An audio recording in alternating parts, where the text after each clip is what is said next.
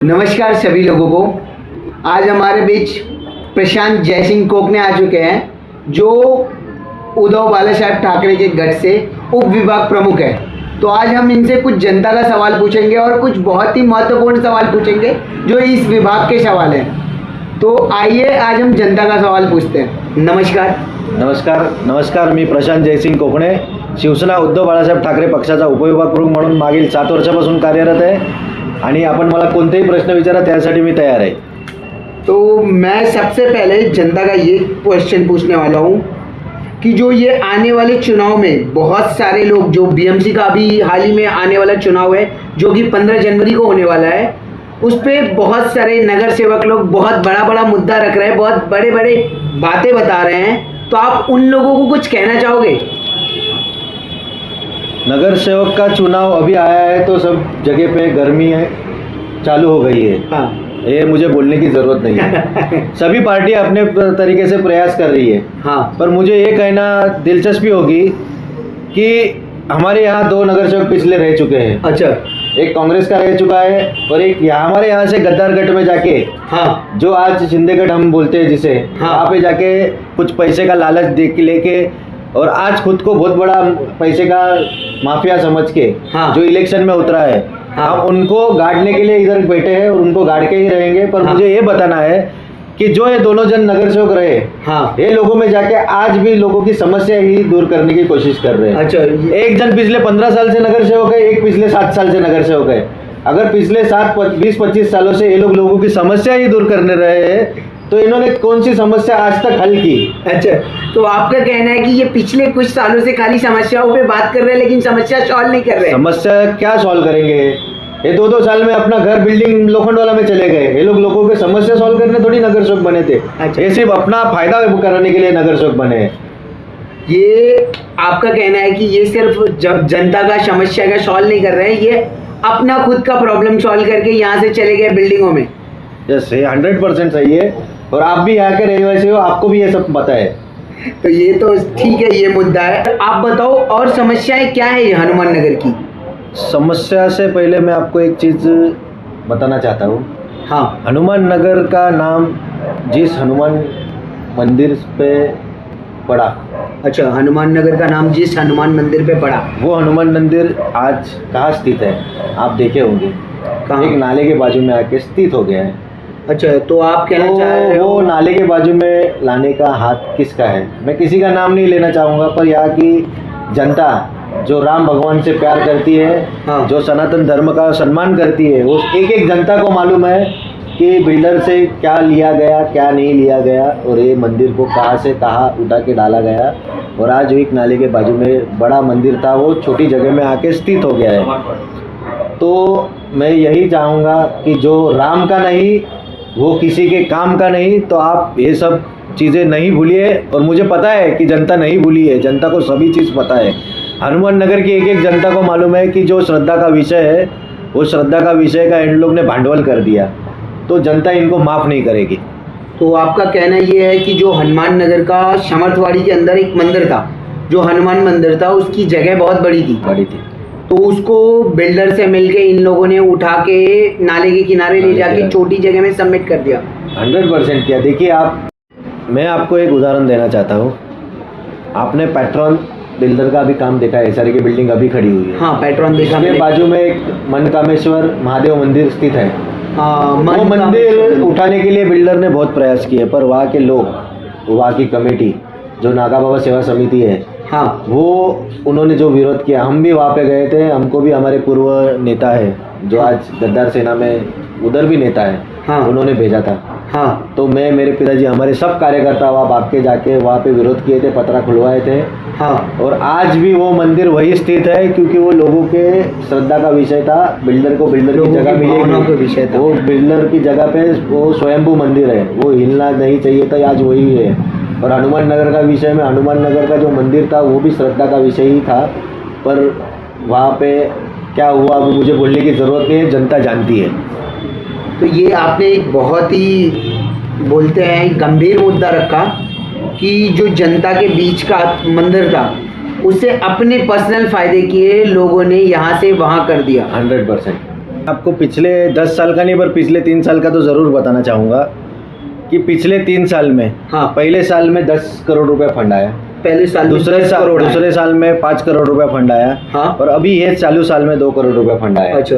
पर पिछला 2 साल का फंड का आप बात देखोगे तो लादीकरण हुआ है, हाँ। वो सिर्फ पेपर पे हुआ है, अच्छा। जगह पे लादीकरण ही नहीं है। तो ये मतलब पूरा 2 साल का फंड ये लोग खा गए हैं। अच्छा, इन्होंने और खाली अभी काम- इलेक्शन आया है तो ये लोग जगह जगह पे कोबा बना रहे हैं, जगह जगह पे लाइट लगा रहे हैं, लोगों को ये लोग मूर्ख समझ रहे हैं।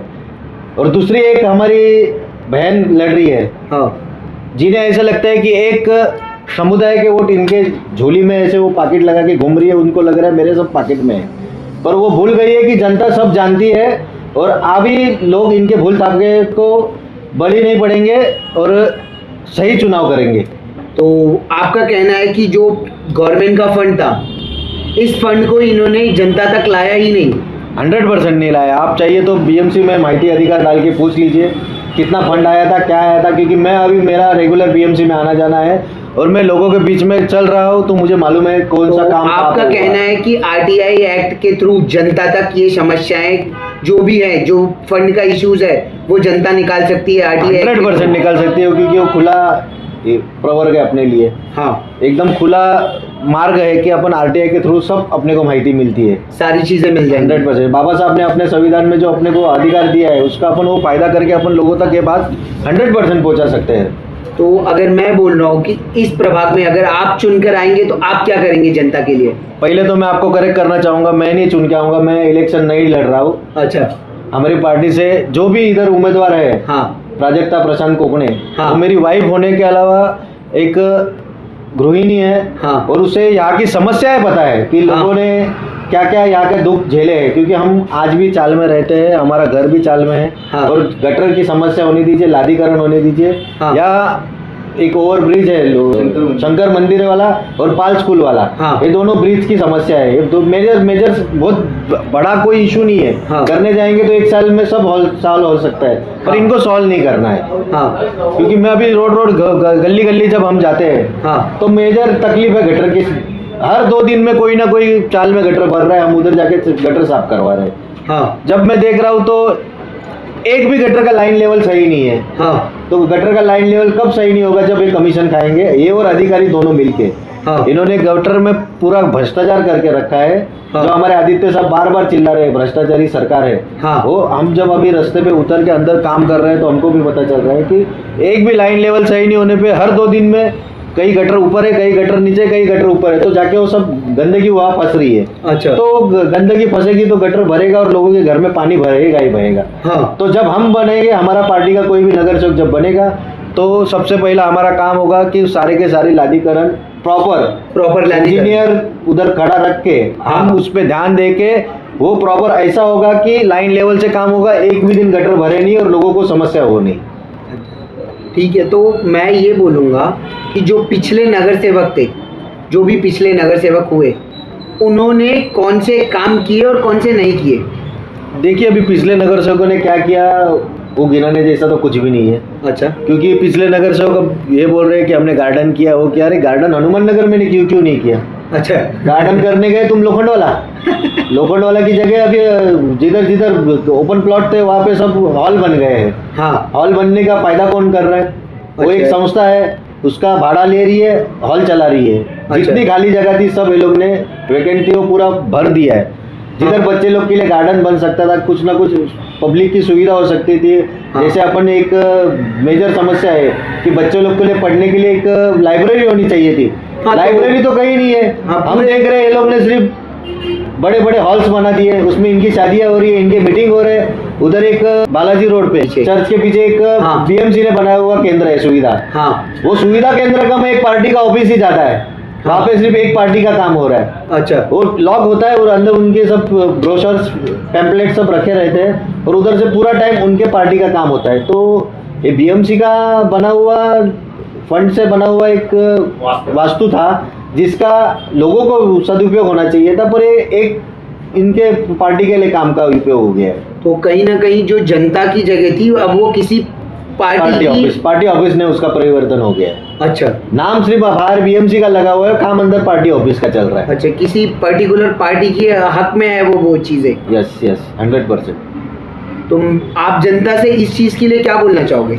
मैं जनता को यही अपील करना चाहूँगा कि आपने उद्धव जी का काम देखा है। उद्धव जी ने कोरोना जैसे महामारी में उनको कोई भी अनुभव नहीं होते हुए भी उद्धव जी जैसे आदमी को वर्ल्ड हेल्थ ऑर्गेनाइजेशन ने पहले 5 नंबर में क्रमांक दिया था। और उद्धव जी थे जो हमारे यूपी वाले भाई बहन हैं, जब उनको यहाँ से यूपी जाना था हाँ तो केंद्र सरकार ने ट्रेन देने से मना कर दिया था। हमारे स्थानिक खासदार साहब हाँ। तब रेलवे मंत्री थे, आप जानते ही होंगे। हाँ तब उन्होंने सीधा मना कर दिया था। तब उद्धव जी ने अपने तरफ से पूरा पैसा देके महाराष्ट्र गवर्नमेंट का हाँ। उनको यहाँ से वहाँ तक जाने तक की सोई की। ये लोग भूले नहीं है, वैक्सीनेशन होने दीजिए या हम खुद रास्ते पे उतर के हमने कितनी सारी बसेस में लोगों को कोविड सेंटर लेके जाके भर्ती भी कराया और वैक्सीनेशन भी कराया, तो लोग कुछ नहीं भूलेंगे।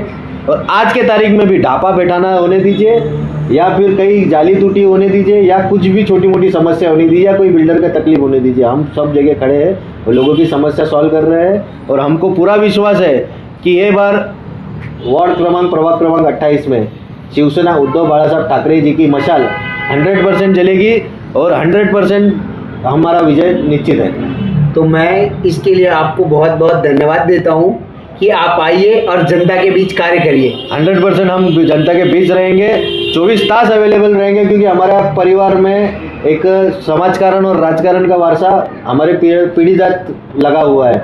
मेरे पिताजी के टाइम पे भी आप माहिती निकालेंगे तो कभी आधी रात को कोई आया है तो उसके लिए हम खड़े थे।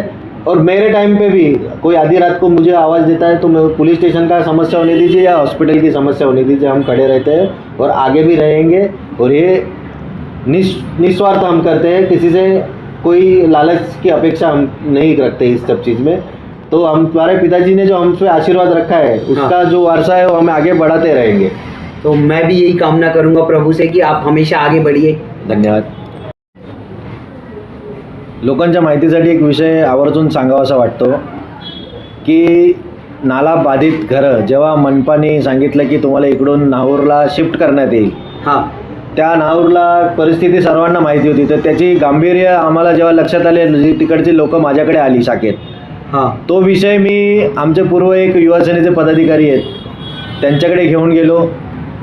त्यांनी तो विषय आदित्य साहेबांच्या कानावर टाकला। ते विषय आम्ही एवढा फॉलोअप घेतला की आज ती नागरिक इथेच सिद्धी योगी म्हणून बिल्डिंग आहे बाणडोंगरीला, तिथे राहत आहेत। पण आमचं नशीब एवढं खराब की त्याच्यानंतर या गद्दारांनी उद्धव साहेबांचं सरकार पाडलं आणि त्याच्या चाव्या वाटप कोणीतरी दुसऱ्यांनी केल्या। अच्छा, पण मी तुम्हाला आवर्जून सांगू शकतो की तिकडची जनतेला माहिती आहे की ते काम कोणी केलेलं आहे, कारण की मी एकमेव व्यक्ती असा आहे की त्या तिकडच्या नागरिकांनी तिकडच्या बुद्ध विहारात बोलून माझा नागरी सत्कार घेतलेला आहे आणि हे तिकडच्या अख्ख्या लोकांना माहिती आहे की याच्यासाठी जास्तीत जास्त पाठपुरावा कोणी केला आणि ते तिकडे गेलेले 50-100 लोक जी आज तिकडे शिफ्ट झालेली आहेत ते सगळे त्यासाठी आम्हाला वारंवार धन्यवाद बोलतच आहेत। तो आपका कहना ये है कि काम का शुरुआत आपने किया लेकिन उसका उद्घाटन करने कोई और चले आया। 100% वहाँ पे बीडी जादव जैसे सीनियर लोग हैं और बहुत सारे लोग हैं जिनको जाके आप खुद पूछ सकते हो कि प्रशांत कोकणे ने क्या किया और बाकियों ने क्या किया, और उसका उत्तर आपको उनसे ही मिल जाएगा। मुझे इस बारे में ज़्यादा अपनी तारीफ का बोलना नहीं है, पर जो काम किया है वो बताना ज़रूरी है जनता को। एक गंभीर बात मुझे जो दिखाई दे रही है वो ये थी कि ये हनुमान नगर की जनता को नाहूर भेजा जा रहा था। हाँ, 100% नाहूर भेजा जा रहा था।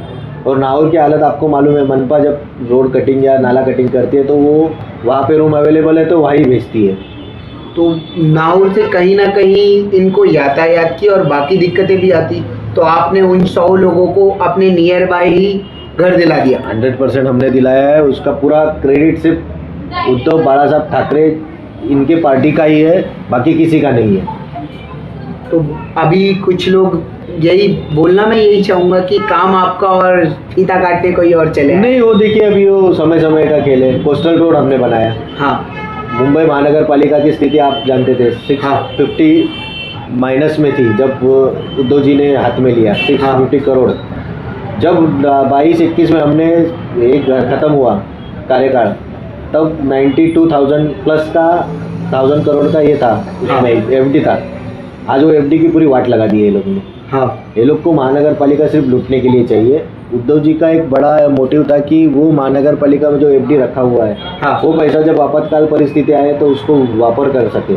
पर इन्होंने किधर कलर मार रहे, किधर कुछ और कर रहे करके वो सारा फंड पैसा कैसा निकाल सकते हैं वही देखा। आज ऐसी परिस्थिति अगर 5 साल के लिए सत्ता इनके हाथ में गई तो मुझे नहीं लगता है बीएमसी महानगर पालिका अपने कर्मचारियों को पगार दे सकती है।